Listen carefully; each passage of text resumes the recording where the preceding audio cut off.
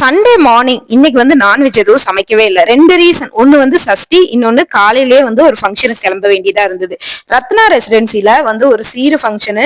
Breakfast முடிச்ச உடனே வந்து பாத்தீங்கன்னா அங்க கிளம்பிட்டோம். ஆக்சுவலி பூவா கட்டி 2 நாளா ஃப்ரிட்ஜுக்குள்ளேயே இருந்தது. இன்னைக்கு மறக்காம பூவை எடுத்து வச்சிடணும் அப்படின்னு சொல்லி சாரி கட்டின உடனே வந்து பாத்தீங்கன்னா பூவை எடுத்து வச்சாச்சு. அதுக்கப்புறம் வந்து 2-3 கால்ஸ் எல்லாம் வந்திருந்தது. சரி போறதுக்குள்ள அந்த கால்ஸ் எல்லாம் பேசி முடிச்சலான்னு போயிட்டு அங்க ஒரு வெல்கம் ட்ரிங்க் கொடுத்துட்டு எதுக்கு இது வச்சிருக்காங்க அப்படின்னு யோசிச்சேன்.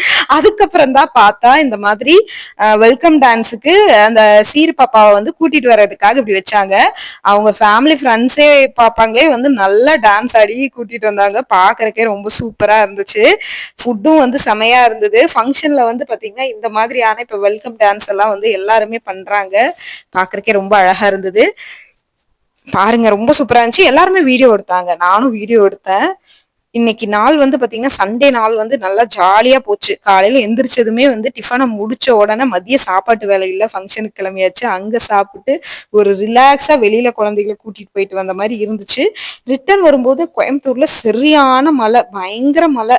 அவ்வளோ மழை இருந்துச்சு. அந்த மலையோட மலையா தான் கார்ல தான் போயிருந்தோம். பட் இருந்தாலும் மலையோட மலையா குழந்தைகளையும் கூட்டிட்டு வந்துட்டு வீட்டுக்கு வரும்போது நல்லா ஒரு எக்ஸ்பீரியன்ஸா இருந்துச்சு. என்னன்னா ஒரு ஃபங்க்ஷனுக்கு என் பொண்ணு மோஸ்ட்லி வரவே மாட்டா. இப்போ +2 எக்ஸாம் முடிச்சதுல இருந்து அவளை இந்த மாதிரி ஃபங்க்ஷனுக்கெல்லாம் இப்ப கூட்டிட்டு போயிட்டு இருக்கேன்.